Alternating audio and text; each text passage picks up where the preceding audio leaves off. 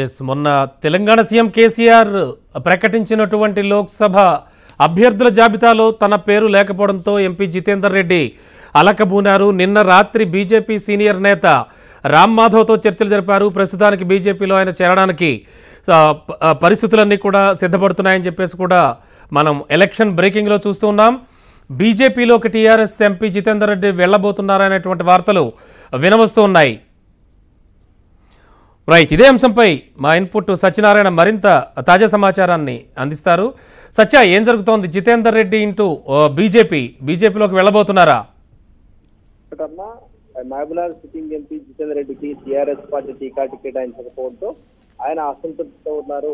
అయితే గతంలో మాజీ పాత ఆయన బీజేపీలో ఎంపీగా పనిచేసిన అనుభవంతో ఆయనకు బీజేపీ అధిష్టానం అత్యంత దగ్గరగా ఉంది. గత కొద్ది రోజులుగా ఆయన బీజేపీలోకి వెళ్తారని ప్రచారం కూడా జరుగుతుంది. అయితే తాజాగా నిన్న నిజామాబాద్ లో జరిగిన ఎన్నికల బహిరంగ సభకు హాజరైన బీజేపీ జాతీయ ప్రధాన కార్యదర్శి రామ్ మాధవ్ తో రాత్రి హైదరాబాద్ లో భేటీ అయినట్టుగా తెలుస్తుంది.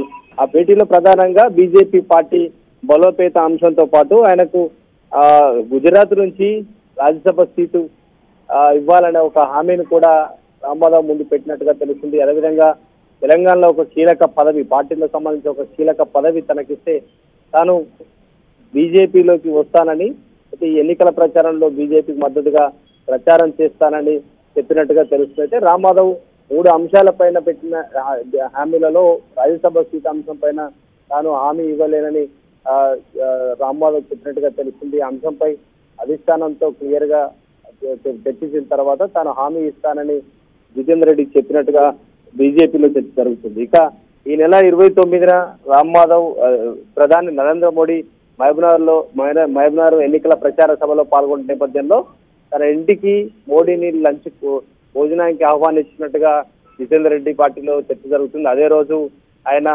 బీజేపీ కండవా కప్పుకోబోతున్నట్టుగా కూడా బీజేపీ వర్గాలు చర్చించుకుంటున్నాయని చెప్పొచ్చున్నాం. మొత్తంగా ఆయన సొంత పార్టీకి తిరిగి వచ్చే అవకాశాలు మాత్రం మెండుగా కనపడుతున్నాయి. ఎందుకంటే సిట్టింగ్ ఎంపీకి టికెట్ ఇవ్వకుండా కేసీఆర్ తనను అవమానించారనే ఒక భావనలో జితేందర్ రెడ్డి ప్రస్తుతానికి ఉన్నట్టుగా తెలుస్తుంది. అయితే ఆయన మాత్రం ఇప్పటికీ పార్టీతో బీజేపీతో చర్చలు జరిపినట్టుగా కానీ తాను ఎలాంటి చర్చలు జరపలేదని ఆయన ఫోన్ లో సంప్రదిస్తే మాత్రం చెప్తున్న పరిస్థితి కనబడుతుంది.